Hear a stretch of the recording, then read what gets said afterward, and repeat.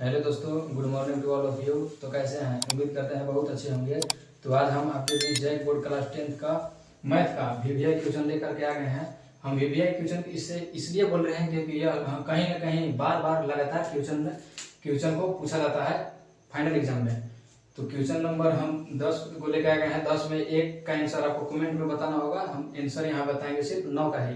तो चलिए पहला क्वेश्चन को हम सोल्व करते हैं। तो देखिए पहला क्वेश्चन क्या बोलता है, P x x square minus 27 के शून्यक है। P x x square minus 27 के शून्यक है। तो चलिए इसको हल करते हैं। एक्स स्क्वायर माइनस 27 बराबर 0। हम इसको बराबर 0 क्यों ले रहे हैं? क्योंकि यहाँ बोला गया है शून्यक निकालना है, तो बराबर में शून्य लेना जरूरी है।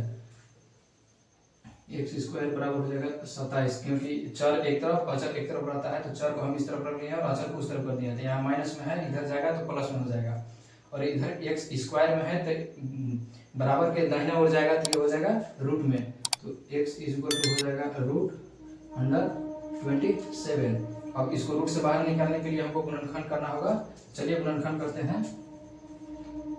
अगर 27 को गुणनखंड के रूप में तोड़ेंगे तो पहले 3 से तोड़ेंगे, 3 9 27। अब ये नहीं है कि हम इसको सॉल्व के चक्कर में 9 से पहले काट दें, 9 मतलब ये भी चल जाएगा कि 9 या 27 हो जाएगा, तो ऐसा नहीं है।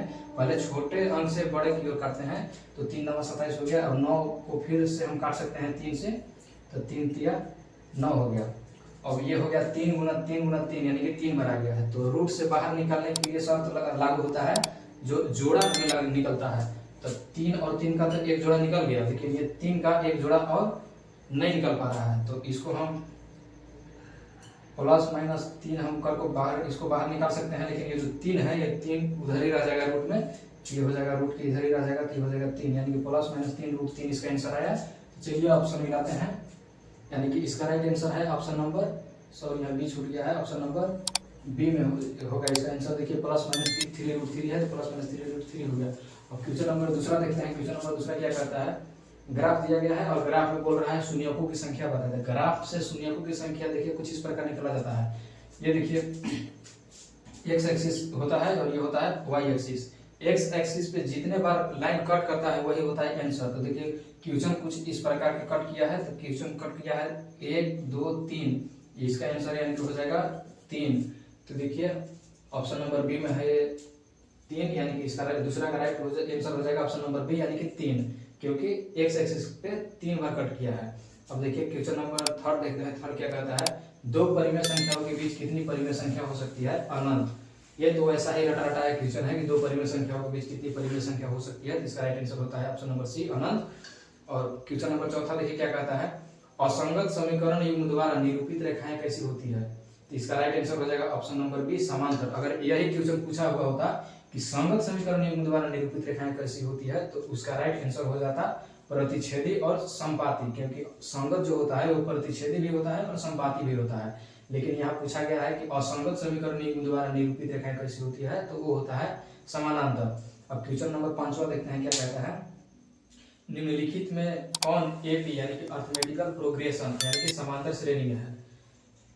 समांतर श्रेणी में रहने के लिए डिस्टेंस बराबर चाहिए, यानी कि दूरी बराबर चाहिए। जैसे इसको हम मानेंगे a1 तो इसको मानेंगे a2 a3 a4, यानी कि a2 माइनस a1 अगर डिस्टेंस हम निकालेंगे तो अगला वाला पद माइनस पिछला वाला पद, हम अगला वाला पद माइनस पिछला वाला पद करेंगे। जैसे 4 में से अगर 2 को घटाते हैं तो हो जाएगा 2, अगर हम 8 में से 4 को घटाएंगे तो हो जाएगा 4, यानी कि यहाँ निकल रहा है, यहाँ का डिस्टेंस निकल रहा है 2 और यहाँ का डिस्टेंस निकल जा रहा है 4, यानी कि डिस्टेंस बराबर नहीं हो रहा है।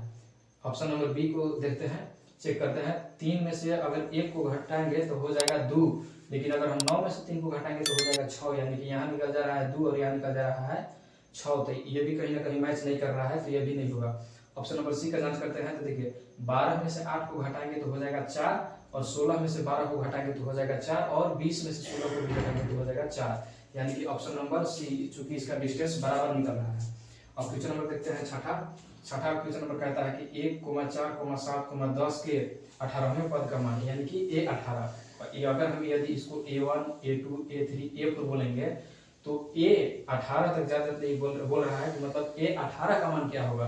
तो a18 को हम लिख सकते हैं a + 17d, यानी कि इसको हम लिख सकते हैं a18 बराबर a + 17d। डी। यहाँ ए तो दिया गया है, ए मेरे पास एक है, यानी कि ए बराबर हम इसको एक लिख सकते हैं, ए बराबर एक अगर हम इसको लिखे तो फिर इसको में जरूरत पड़ेगा डी, यानी कि डी कैसे निकाले, जस्ट अगला वाला पद माइनस पिछला वाला पद। अगर हम 4 में से 3 को घटाएंगे तो डी बराबर हो जाएगा 4 माइनस 1 सॉरी 4 माइनस 1, तो इसका आंसर होगा डी, यानी कि डी में से जो निकलेगा तो हो जाएगा 3, और हम इसको पुट करेंगे यहाँ तो हो जाएगा 1 प्लस 17 गुने हो जाएगा डी के जगह पर हो जाएगा 3, यानी कि हो जाएगा 1 प्लस 17 3 51, यानी कि 51 और 1 हो जाएगा 52।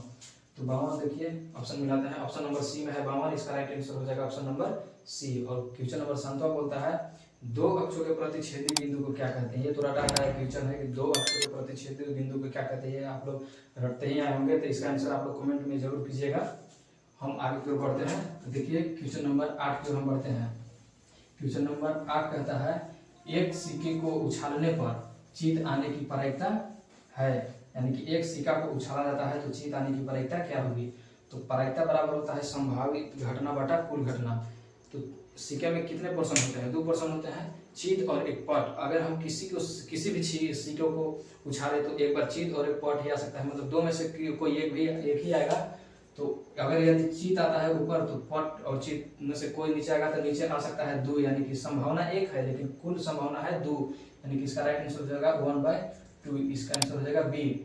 अब क्वेश्चन नंबर 9 देखते हैं। निश्चित घटना की प्रायिकता होती है, निश्चित घटना की प्रायिकता क्या होती है, सॉरी यहाँ ऑप्शन नंबर छूट गया है, इसका हो जाएगा डी, ऑप्शन नंबर डी 1, यानी कि निश्चित घटना की प्रायिकता होती है 1। लेकिन अगर यही क्वेश्चन बोला होता है कि अनिश्चित घटना की प्रायिकता कितना होती है तो उसका हो जाता 0, लेकिन पूछा गया है कि निश्चित घटना की प्रायिकता क्या है, तो निश्चित घटना की प्रायिकता होती है 1। और क्वेश्चन नंबर 10 बोल रहा है एक पासा को उछाला जाता है तो सम संख्या आने की प्रायिकता क्या होगी। सम संख्या आने की प्रायिकता क्या होगी, तो पासा में कुल कितने संख्या होते हैं, 1 2 3 4 5 और 6, यानी कि पासा में कुल 6 संख्या होते हैं। तो 6 में से सम संख्या इसमें कितना है, 1 हो गया 2, 1 हो गया 4 और 1 हो गया 6, यानी कि 3 हुआ, यानी कि संभावना कितना है, संभावना हो जाएगा 3 और बटा में हो जाता है प्रायिकता बराबर संभावित घटना बटा कुल घटना। तो कुल घटना मेरे पास हो जाएगा यानी कि 6। अगर इसको हम कट करेंगे तो हो जाएगा 1/2, यानी कि 1/2 ऑप्शन मिलाते हैं, ऑप्शन नंबर 1, यानी कि ऑप्शन नंबर 1 1/2 इसका राइट आंसर हो जाएगा।